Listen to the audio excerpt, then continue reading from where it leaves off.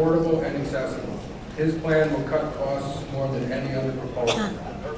Being unemployed, this is of the utmost urgency for me. Not having health insurance is not an option for my wife and I, and COBRA is bleeding us dry. We need a leader who can bring Democrats, Republicans, and Independents together to pass universal health care once and for all. That's why I'm voting for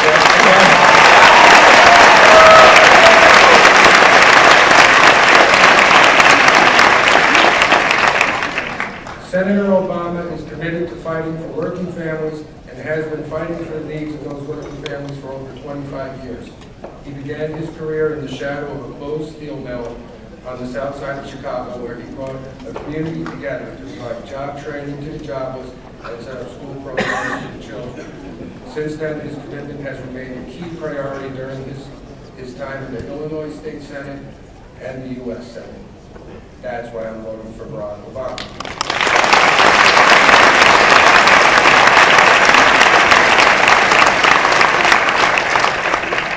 Senator Obama is the only candidate with a record of bringing all Americans together to achieve the type of change we so desperately need. He's the only candidate who had the judgment and leadership to oppose the disastrous war in Iraq from the start.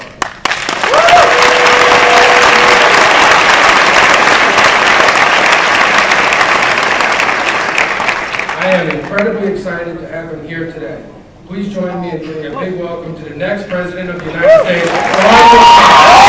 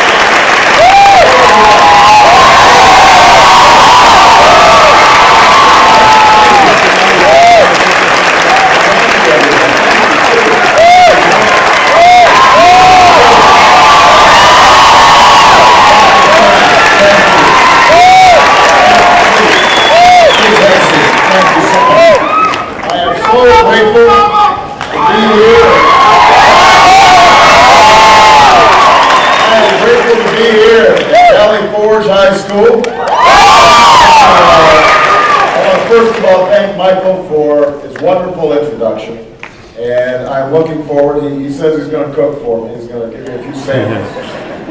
And he has just been an unbelievable volunteer and is an example of just the great outpouring and effort and energy that we've been seeing throughout this campaign. I want to also thank our hostess, Principal Janine Andrzejewski,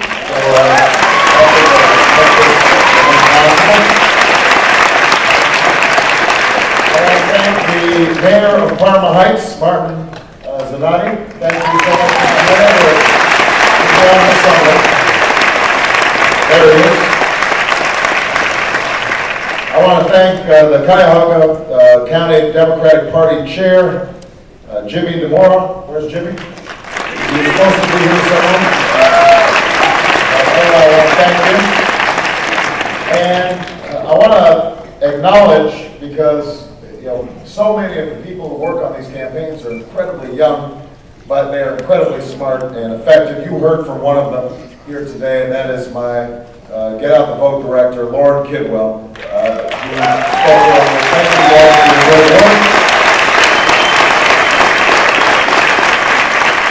I'm sure that she mentioned that we are still looking for volunteers. We want to drive turnout in this election. We have had record turnout everywhere we go, all throughout the country. And we don't want that to stop here in Ohio. We know that early voting, we've been seeing a great pace so far. We want that to continue. So I hope that all of you, if you have a little bit of time in the next couple of days and you decide that you actually want to be supportive of the campaign and get involved, we'd love for you to sign up, and I'm sure that we'll have somebody who traps you before you and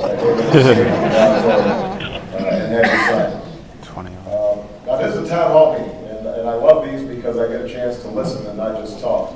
But let me give some initial remarks. You know, I've been running for president now for a little over a year. And I remember standing on the steps of the old state capitol in Springfield, Illinois, which is the building where Abraham Lincoln served for many years before he went to Washington, and the city where I served in state government before I became the United States Senator. And I announced this unlikely journey to change the country. And I have to say that there were those who asked, why are you running this time? Why are you running so soon? You're a relatively young man. You can afford to wait.